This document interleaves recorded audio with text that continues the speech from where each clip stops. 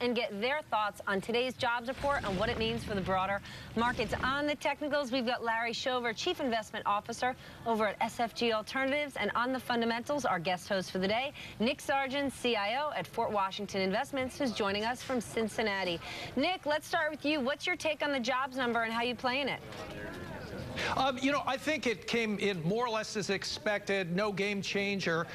If anything, I had thought maybe we might start off with a softer number, so I'm pleased. But, the amazing thing, we've averaged about 150,000 jobs a month for quite a while now.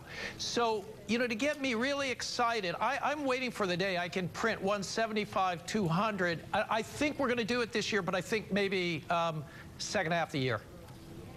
Second half of the year. So let's talk about the acceleration that happens between, I don't know, is it April, May, June, and July, August, September? Is there a catalyst, Nick, or is there more of a sort of steady as she goes? I think what it is, Adam, is, with the passage of the tax deal, think of what's happened. Number one is the payroll tax deduction goes away. So people are going to see their paycheck doesn't have as much money in it. And then if you're wealthier, hey, we get hit a little bit harder. I think that impact is felt in the first part of the year. And so I think that the economy has the private sector has a fundamental positive trend, but it's being masked. So long story is, I think it will take us to the third quarter or so to see stronger growth. Larry, what's your take following the jobs number?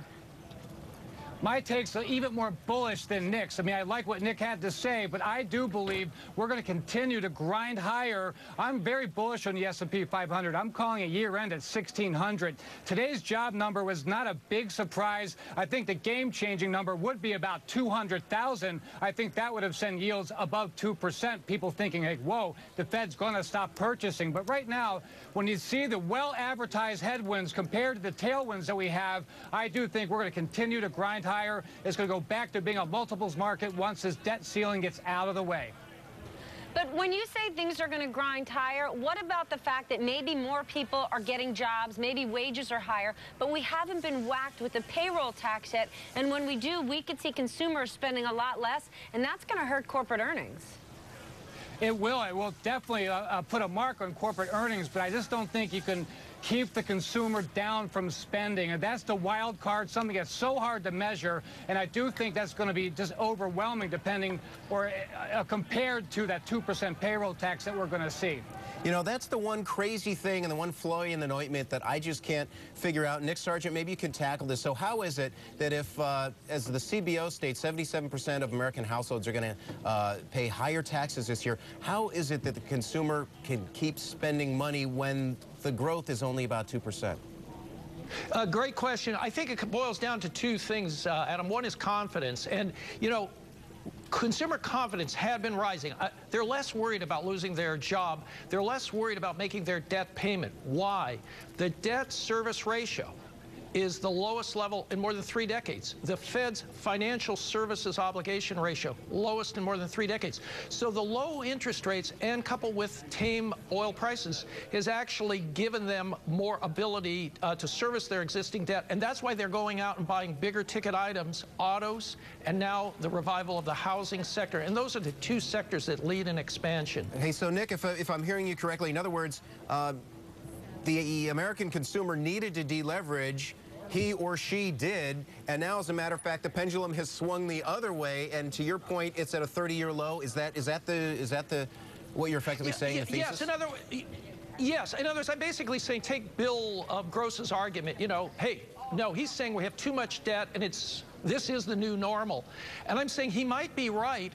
But the Fed giving us the lowest interest rates in my lifetime makes it easier for me to service that debt. So as long as I don't have to worry about a big spike in Fed, and I think we're years away from that, I can live with this level of debt. So I think we've gone through the adjustment process for the consumer. Larry, what's one place you don't want to be right now? I know you seem to feel positive that the markets are grinding higher, but across the markets, is there one place you want to avoid? I would actually favor financials and materials over utilities and energy. I just would not be in those sectors right now for a lot of reasons, but I just do think that basic materials and financials are just going to lead the charge. I would stay away from utilities and energy stocks right now. Hey, Hey, Larry, I want to follow up on that because Chris Verona, Strategic Research yesterday, making the comment that materials where you want to be. He also said 96% of the material stocks right now are making one-month highs. Is that a concern for you as a trader? Not at all. Actually, it's a good thing for a trader. We love momentum. That's one thing we can't measure or graph. Momentum's a very, very good thing. So if you want to get involved with basic materials, look at like the iShare, IYM, something like that. So you don't have to worry about management risk per se. I would not worry about the one-month highs at all. Get on the momentum boat. In other words, you're not worried that it's too much too fast. You say, just ride it, plain and simple. Hey, Nick, are there sectors that worked especially well for you in the fourth quarter that you're sticking with and adding to now that we've got a new year and you put new money to work? Yeah, you know, it's interesting because I'm not as much momentum. I'm more a value-based investor. But where I do agree with Larry is we've liked financials. Why? They were just trashed all of the previous year. So that was a good winner for us. And I think that they're still relatively inexpensive. If the economy does better, we like that. Actually, the other space has been industrials. And you can argue that there's two reasons for it. One, and I think on the materials side, what's getting people excited? Guess what? We were talking about a global slowdown. Now with the U.S. holding in, with China beginning to look like it's turned the corner, and maybe other economies, I think that's been the basis for the cyclical upturn. But the interesting thing is, within the industrial space, you know what we like is a space a lot of people don't like, defense. Why? We think the market has sold off too much on the defense stocks because of sequestration. We're less worried from a valuation perspective. So we'll go in where others won't. Well, Nick, I'm glad you're here for the hour because that is something few investors are saying. So we're definitely going to be talking about investing in defense stocks later on in the show. Thank you both so much, both Larry Shover and Nick Sargent, for this great conversation on fundamentals and technicals.